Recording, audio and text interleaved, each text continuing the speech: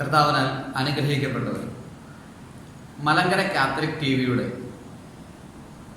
സന്തോഷത്തിൻ്റെ സദ്വാർത്ത എന്ന പ്രോഗ്രാമിൻ്റെ പുതിയ എപ്പിസോഡിലേക്ക് സ്നേഹ സ്വാഗതം. ഈ ഞായറാഴ്ച, പ്രത്യേകമായി 3 നോമ്പ് കഴിഞ്ഞു വരുന്ന ഞായറാഴ്ച, വലിയ നോമ്പിനും തൊട്ടു മുമ്പുള്ള 2 ഞായറാഴ്ചകൾ, പ്രത്യേകമായി മലങ്കര കത്തോലിക്ക സഭയിൽ പരേതരായ വൈദികരെയും സകല പരേതരെയും ഓർക്കുന്ന ഞായറാഴ്ചകളാണ്. കൊഹനെ ഞായർ എന്ന് അറിയപ്പെടുന്ന ഈ ഞായറാഴ്ച നമ്മുടെ ഇടവക ദേവാലയങ്ങളിലും നമ്മുടെ സഭയിലും ശുശ്രൂഷ ചെയ്തിട്ടുള്ള എല്ലാ വൈദികരെയും, ഇടവകയ്ക്ക് നേതൃത്വം നൽകുകയും ആരംഭം കുറിക്കുകയും ഊടും പാവും നെയ്ത് ഇടവകയെ നയിക്കുകയും ചെയ്ത അഭിയുന്ന പിതാക്കന്മാരെയും ദൈവത്തിൻ്റെ സന്നിധിയിൽ ഓർത്ത് പ്രാർത്ഥിക്കും. നമ്മുടെ ഇടവകയ്ക്ക് അവരിലൂടെ ചെയ്ത് നന്മകൾക്ക് ദൈവത്തിന് നന്ദി പറയും. നമ്മുടെ ഇടവകയിൽ അവർ ശുശ്രൂഷ ചെയ്ത കാലഘട്ടത്തിൽ നമുക്ക് ലഭിച്ച എല്ലാ നന്മകൾക്കും നന്ദി പറയും. ഒപ്പം തന്നെ അവരുടെ മധ്യസ്ഥം തേടി നമ്മുടെ നിയോഗങ്ങൾ സമർപ്പിച്ച് പ്രത്യേകമായി പ്രാർത്ഥിക്കുകയും ചെയ്യും. ഇന്നത്തെ ഈ സുവിശേഷ ഭാഗം, കൊഹനെ ഞായറാഴ്ചയുള്ള സുവിശേഷ ഭാഗം, കാലം ചെയ്ത പിതാക്കന്മാരുടെയും വൈദികരുടെയും ഒക്കെ ഓർമ്മ ദിവസം നമ്മൾ വായിക്കുന്ന സുവിശേഷ ഭാഗം തന്നെയാണ്. വിശുദ്ധ മത്തായി ശ്ലീഹായുടെ സുവിശേഷം 24-ാം അധ്യായം 45 മുതൽ 51 വരെയുള്ള തിരുവചനങ്ങളാണ് നമ്മുടെ ധ്യാന വിഷയമായി തിരുസഭ നമുക്ക് നൽകിയിരിക്കുന്നത്. വചനം ഇപ്രകാരം നമ്മൾ വായിക്കുന്നു: തൻ്റെ ഭവനത്തിലുള്ളവർക്ക് കൃത്യസമയത്ത് ഭക്ഷണം കൊടുക്കാൻ യജമാനൻ നിയോഗിച്ച വിശ്വസ്തനും വിവേകിയുമായ ഭൃത്യൻ ആരാണ്? യജമാനൻ വരുമ്പോൾ അപ്രകാരം ചെയ്യുന്നതായി കാണപ്പെടുന്ന ഭൃത്യൻ ഭാഗ്യവാൻ. സത്യമായി ഞാൻ നിങ്ങളോട് പറയുന്നു, യജമാനൻ അവനെ തൻ്റെ വസ്തുക്കളുടെ എല്ലാം മേൽനോട്ടക്കാരനായി നിയമിക്കും. എന്നാൽ ദുഷ്ടനായ ഭൃത്യൻ എൻ്റെ യജമാനൻ താമസിച്ചേ വരൂ എന്ന് പറഞ്ഞ് തൻ്റെ സഹഭൃത്യന്മാരെ മർദ്ദിക്കാനും മദ്യപന്മാരോടുകൂടെ ഭക്ഷിക്കാനും പാനം ചെയ്യാനും തുടങ്ങിയാൽ പ്രതീക്ഷിക്കാത്ത ദിവസത്തിലും അറിയാത്ത മണിക്കൂറിലും യജമാനൻ വന്ന് അവനെ ശിക്ഷിക്കുകയും കപടനാട്യക്കാരുടെ കൂട്ടത്തിൽ തള്ളുകയും ചെയ്യും. അവിടെ വിലാപവും തല്ലുകടിയുമായിരിക്കും. വൈദികരുടെ ഞായറാഴ്ച, വൈദികരുടെ ഓർമ്മ കൊണ്ടാടുന്ന, ഓർമ്മ ആചരിക്കുന്ന ഈ ഞായറാഴ്ച വിശ്വസ്തനായ ഭൃത്യനെ കുറിച്ചുള്ള, അല്ലെങ്കിൽ അവിശ്വസ്തനായ ഭൃത്യന് ലഭിക്കുന്ന ശിക്ഷയെക്കുറിച്ചുള്ള വേദഭാഗമാണ്. ഇതാണ് നമ്മൾ പ്രത്യേകമായി ഇന്നത്തെ സുവിശേഷത്തിന് ശേഷം വരുന്ന ഗീതം. ഈ യജമാനൻ വരുമെന്നേരത്ത് ഉണർവുള്ളവരായി കാണുന്നത് ആരെയാണ്? മുന്തിരിത്തോട്ടത്തിൽ അപ്രകാരം പണി ചെയ്യുന്നതായി കാണുന്ന ഭൃത്യൻ ഭാഗ്യവാനാണെന്നും, പകലെല്ലാം തൻ്റെ കൂടെ പണിതവർക്ക് ആ ഭൃത്യൻ സായാഹ്നത്തിൽ അരമുറുക്കി അവരെ ശുശ്രൂഷിക്കുമെന്നും, ഇപ്രകാരം ശുശ്രൂഷിക്കുന്ന ഭൃത്യനെ തൻ്റെ ഭവനത്തിൽ യജമാനൻ പ്രവേശിപ്പിക്കുമെന്നും, പരിശുദ്ധ റൂഹായാകുന്ന, പാറക്കലീത്തായാകുന്ന, ആശ്വാസദായകനാകുന്ന പരിശുദ്ധ റൂഹ നെയ്ത കിരീടം, മകുടം അവരുടെ ശിരസിന്മേൽ ചൂടിക്കും എന്നും നമ്മൾ ഗീതത്തിൽ ധ്യാനിക്കുന്നു. ആ ഗീതത്തിൻ്റെ പശ്ചാത്തലമായി നിൽക്കുന്ന വേദഭാഗമാണ് ഇന്ന് നമ്മൾ വായിച്ചു കേട്ട ഈ മത്തായി ശ്ലീഹായുടെ സുവിശേഷം 24-ാം അധ്യായം 45 മുതൽ 51 വരെയുള്ള തിരുവചന ഭാഗം.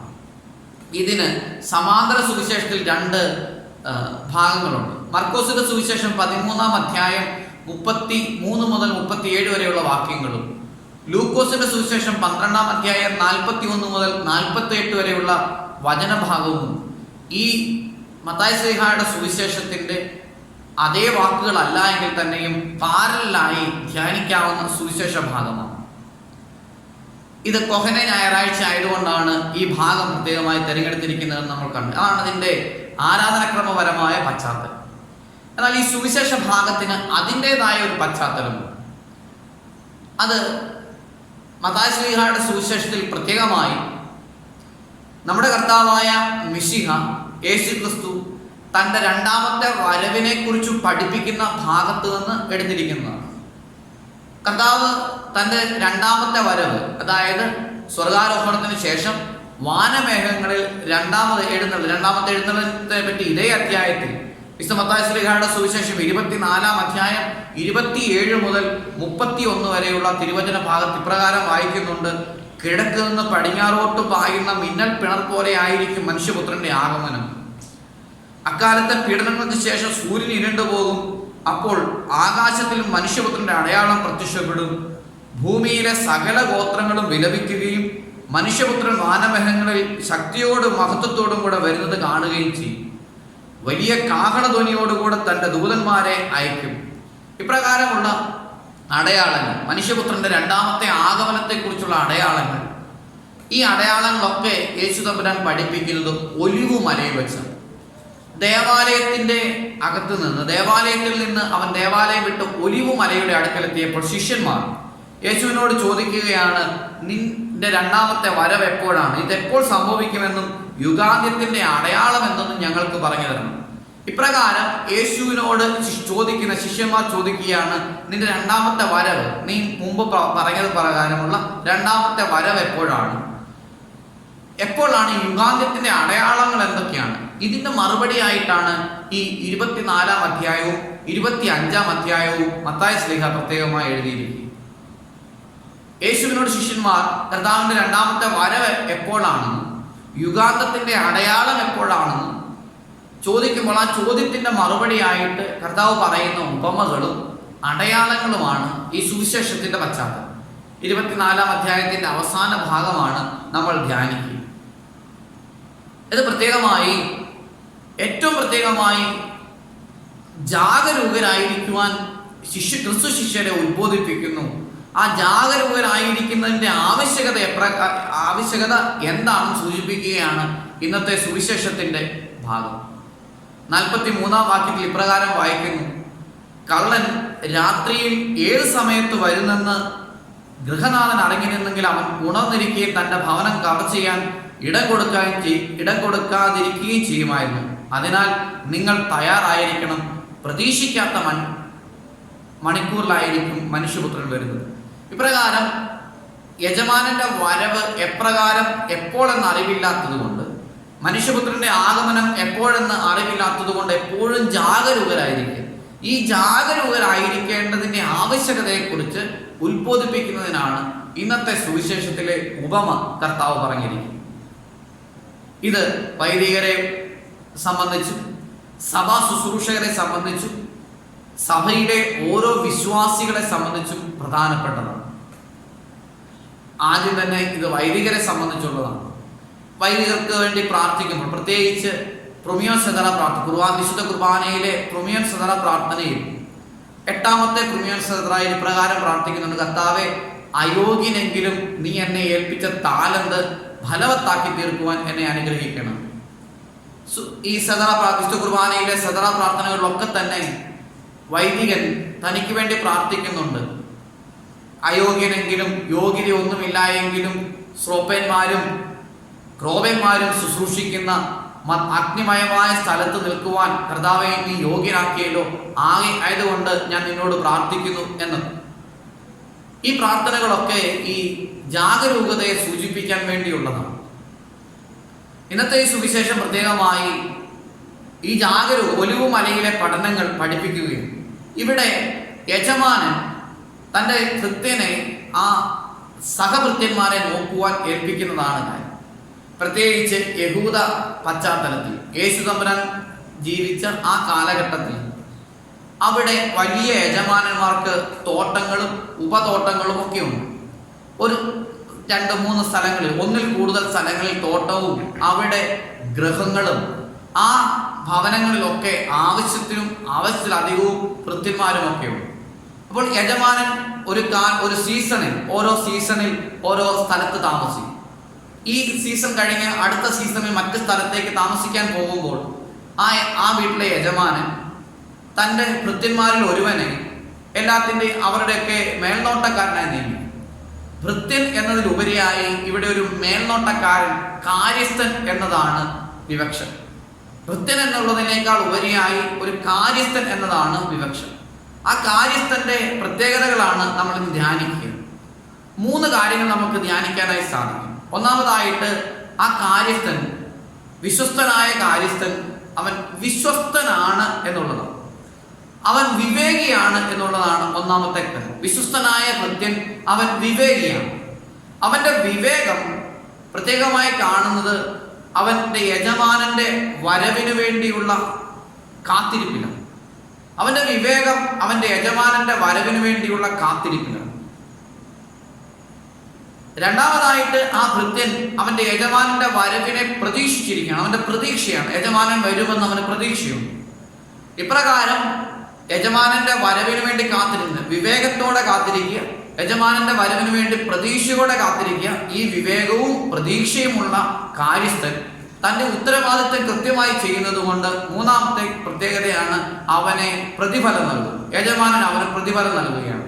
അവന്റെ പ്രതിഫലം അവനെ എല്ലാ വസ്തുക്കളുടെ എല്ലാം മേൽനോട്ടക്കാരനായി നിയമിക്കുകയാണ്. സുവിശേഷത്തിൽ താലന്തുകളുടെ ഉപമ പറയുമ്പോൾ കർത്താവ് പറയുന്നത് ഇപ്രകാരമാണ്: ചെറിയ കാര്യങ്ങൾ വിശ്വസ്തനായിരുന്നവനെ വലിയ കാര്യങ്ങൾ ഫലമേൽപ്പിക്കും. 5 താലന്തും 2 താലന്തും ലഭിച്ചവനോട് പറയുന്നത് ഇപ്രകാരമാണ്: കൊള്ളാം, വിശ്വസ്തനും വിവേകിയുമായ ഭൃത്യ, അല്പകാര്യങ്ങളിൽ നീ വിശ്വസ്തനായിരുന്നത് കൊണ്ട് നിന്നെ അനേക കാര്യങ്ങൾ ഫലമേൽപ്പിക്കും. ഈ താലന്തിന്റെ പ്രായോഗിക തലമാണ് ഇന്നത്തെ ഈ സുവിശേഷത്തിൽ കാണുന്നത്. 3 കാര്യങ്ങളാണ് ഈ ക്രിസ്തു ശിഷ്യനെ പറ്റി നമ്മൾ കണ്ടത്. വിശ്വസ്തനായവൻ വിവേകിയാണ്. അവന്റെ വിവേകം യജമാനന്റെ വരവിന് വേണ്ടിയുള്ള കാത്തിരിപ്പിലാണ്. രണ്ടാമതായി അവന്റെ പ്രതീക്ഷയാണ്. അവൻ യജമാനന്റെ വരവിന് വേണ്ടി പ്രതീക്ഷയോടെ കാത്തിരിക്കും. അപ്രകാരം വിവേകത്തോടെ പ്രതീക്ഷയോടെ കാത്തിരിക്കുന്നവൻ തന്റെ ഉത്തരവാദിത്തങ്ങൾ ചെയ്യും. ആ ഉത്തരവാദിത്തത്തിൽ വീഴ്ച വരുത്താതിരിക്കുക. എന്നാൽ അവിശ്വസ്തനായ കാര്യസ്ഥൻ, അവിശ്വസ്തൻ എന്നതിനുപരിയായി അവിവേകിയായ കാര്യസ്ഥൻ വിശ്വസ്തനല്ല, വിവേകിയല്ല എന്നുള്ളത്. അവൻ വിവേക അല്ലാതെ പ്രവർത്തിക്കാൻ കാരണം അവന്റെ യജമാനന്റെ വരവ് അവൻ പ്രതീക്ഷിക്കുന്നില്ല. രണ്ടാമതായി അവന്റെ യജമാനന്റെ വരവ്, യജമാനൻ താമസിച്ചേ വരും, യജമാനൻ ഉടനെ വരുമെന്ന് അവന് പ്രതീക്ഷിക്കും. ഒരു സ്കൂളിലെ ഉദാഹരണം എടുക്കും. സ്കൂളിൽ ക്ലാസ്സിൽ പഠിപ്പിച്ചുകൊണ്ടിരിക്കുന്ന അവസരത്തിൽ ടീച്ചറിന് പ്രത്യേകമായി ഓഫീസിലേക്ക് പെട്ടെന്ന് ചെല്ലാൻ പറഞ്ഞ് ഒരു നോട്ടീസ് കിട്ടി. ആ നോട്ടീസ് പിയൂൺ കൊണ്ട് നോട്ടീസ് ടീച്ചറുടെ കയ്യിൽ കൊടുത്തു. ടീച്ചർ ആ നോട്ടീസ് വായിച്ചു. ഓഫീസിലേക്ക് കം ഇമ്മീഡിയറ്റ്ലി ടു ഓഫീസ് എന്നാണ് നോട്ടീസ്. അപ്പോൾ ഉടനെ ആ ക്ലാസ്സിലെ ടീച്ചർ കുട്ടികളോട് പറഞ്ഞു, ഞാനിതാ പെട്ടെന്ന് വരുന്ന എന്നെ ഓഫീസിലേക്ക് വിളിക്കപ്പെട്ടിരിക്കുകയാണ്, ഞാൻ ഓഫീസിലേക്ക് പോകുന്നു എന്ന് പറഞ്ഞ് ടീച്ചർ പോവുകയാണ്. അന്നിട്ട് ടീച്ചർ പോകുന്ന അവസരത്തിൽ കുട്ടികൾക്ക് കുറേ ക്ലാസ്സിൽ വെച്ച് എഴുതി തീർക്കാനായിട്ട് കുറേ വർക്ക് കൊടുത്തു. ബുക്കിൽ നോക്കി നോട്ട് ബുക്കിലേക്ക് പകർത്തി എഴുതാനായിട്ട് കുറേ വർക്ക് കൊടുത്തു. കുട്ടികൾ ഇത് ചെയ്തു തുടങ്ങി. ടീച്ചർ പോയി. 5 മിനിറ്റ് കഴിഞ്ഞു, 10 മിനിറ്റ് കഴിഞ്ഞു, അത് 20 മിനിറ്റ് കഴിഞ്ഞു, ടീച്ചർ വരുന്നില്ല. അപ്പോഴേക്കും കുട്ടികളുടെ ഭാഗത്ത് ഒരു കുട്ടി ടീച്ചർ നിൽക്കുന്ന ടീച്ചറിന്റെ ടേബിളിൽ കയറി നിന്നുകൊണ്ട് മറ്റു കുട്ടികളെ പോക്കരി കാണിക്കാൻ തുടങ്ങി. വേറൊരു കുരുത്തം കെട്ട ഒരു വികൃതി ചെറുക്കൻ, ആ ക്ലാസ്സിലുള്ളവൻ, ഒരു ഇറേസർ എടുത്ത് അടുത്തിരിക്കുന്നവനെ എറിഞ്ഞു. അപ്പോൾ അവൻ തിരികെ എറിഞ്ഞു. മറ്റൊരു ക്ലാസ്സിന്റെ ഏറ്റവും പുറകിലേക്ക് ഓടി ചിലർ ക്ലാസ്സിലെ ബോർഡിൽ പോയി എന്തൊക്കെയോ എഴുതാൻ തുടങ്ങി. ചുരുക്കം ചില കുട്ടികൾ ടീച്ചർ പറഞ്ഞ ഉത്തരവാദിത്തങ്ങളൊക്കെ ചെയ്തുകൊണ്ടിരുന്നു. ഇങ്ങനെ പെട്ടെന്ന് 41ാമത്തെ മിനിറ്റ് ആയപ്പോൾ ടീച്ചർ പെട്ടെന്ന് കയറി വന്നു. ടീച്ചർ പെട്ടെന്ന് കയറി വന്നപ്പോൾ 2 കൂട്ടർക്കും, അതായത് ഉത്തരവാദിത്തങ്ങൾ ചെയ്തുകൊണ്ടിരുന്നവർക്കും ഉത്തരവാദിത്തം ചെയ്യാതെ ഉഴപ്പി നിന്നവർക്കും ടീച്ചർ വന്നത് ഒരേപോലെ. എന്നാൽ ഉത്തരവാദിത്തം ചെയ്തുകൊണ്ടിരുന്നവർക്ക് വലിയ സന്തോഷമായി. ഉത്തരവാദിത്തം ചെയ്യാതെ ഉഴപ്പി നിന്ന കുട്ടികൾക്ക് ടീച്ചർ വന്നല്ലോ എന്നായി. ഒരിക്കലും വരാതിരുന്നെങ്കിൽ എന്ന് അവർ ആശിച്ചുപോയി. കാരണം അവരുടെ കുറ്റകൃത്യങ്ങൾ കണ്ടുപിടിക്കപ്പെട്ടു, മറ്റുള്ളവർക്ക് പ്രതിഫലം നൽകപ്പെട്ടു. ഇതുപോലെയാണ് കർത്താവിന്റെ വരവ്. കർത്താവിന്റെ വരവ് ഉത്തരവാദിത്തം ചെയ്തുകൊണ്ടിരിക്കുന്നവരെ സംബന്ധിച്ചിടത്തോളം വിശ്വസ്തയോടെ, വിവേകത്തോടെ, പ്രതീക്ഷയോടെ കർത്താവിന്റെ ഉത്തരവാദിത്തം ചെയ്തുകൊണ്ടിരിക്കുന്ന ക്രിസ്തു ശിഷ്യനെ സംബന്ധിച്ചിടത്തോളം കർത്താവിന്റെ വരവ് വളരെ സന്തോഷദായകമാണ്.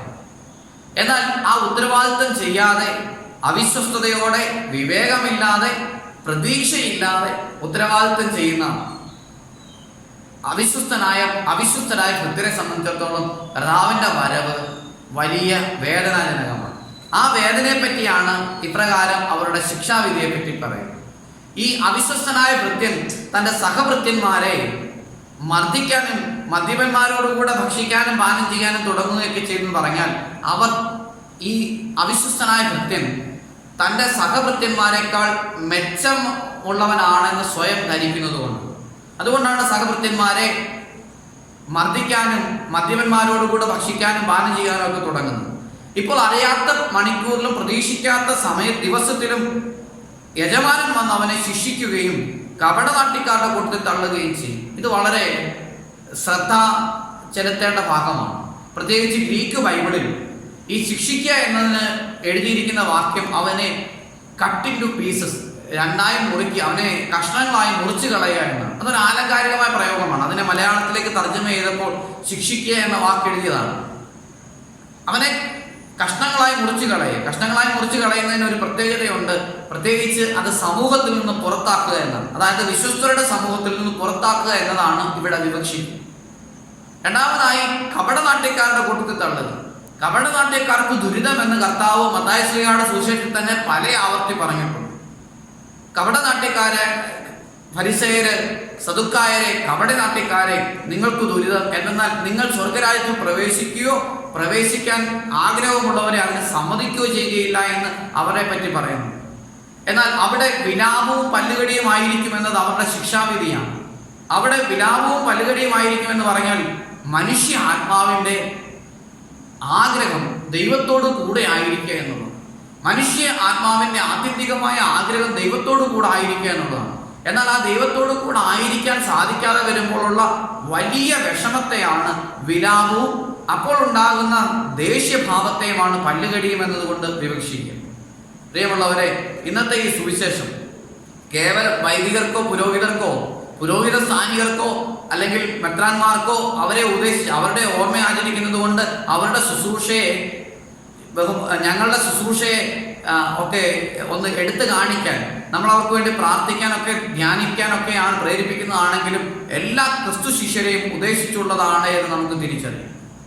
ഈ കൊഹന ഞായറാഴ്ച വൈദികർക്ക് വേണ്ടി പ്രത്യേകമായി പ്രാർത്ഥിക്കാനായി മാറ്റിവെക്കപ്പെട്ട ഈ ഞായറാഴ്ച നമ്മുടെ ഇടവക ദേവാലയത്തിൽ ശുശ്രൂഷ ചെയ്തിട്ടുള്ള എല്ലാ വൈദികരെയും പുരോഹിത സ്ഥാനീയരെയും ദൈവത്തിൻ്റെ സന്നിധിയിൽ നന്ദിയോടെ ഓർക്കുകയും കാലം ചെയ്ത പിതാക്കന്മാരുടെ ഓർമ്മയ്ക്ക് മുമ്പിൽ നമ്മുടെ പ്രാർത്ഥനകൾ അർപ്പിച്ച് അവരുടെ മധ്യസ്ഥത തേടി പ്രാർത്ഥിക്കുകയും ഒക്കെ ചെയ്യും. ഒപ്പം തന്നെ ധാരാളം ദൈവവിളികൾ നമ്മുടെ ഇടവക ദേവാലയങ്ങളിൽ ഉളവാകുന്നതിന് വേണ്ടി കർത്താവിൻ്റെ സന്നിധിയിൽ പ്രാർത്ഥിക്കും. പരേതരായ വൈദികരുടെ ഓർമ്മയ്ക്ക് മുമ്പിൽ നമുക്ക് ശിരസ് നമിക്കാം. ദൈവത്തിൻ്റെ പരിശുദ്ധാത്മാവും മെനയുന്ന പരിശുദ്ധാത്മാവും ഉടയുന്ന കിരീടം അവരുടെ ശിരസിന്മേൽ ചൂടപ്പെടുവാനായിട്ട് കർത്താവിനോട് നമുക്ക് പ്രാർത്ഥിക്കാം. ദൈവം നമ്മെ അനുഗ്രഹിക്കും.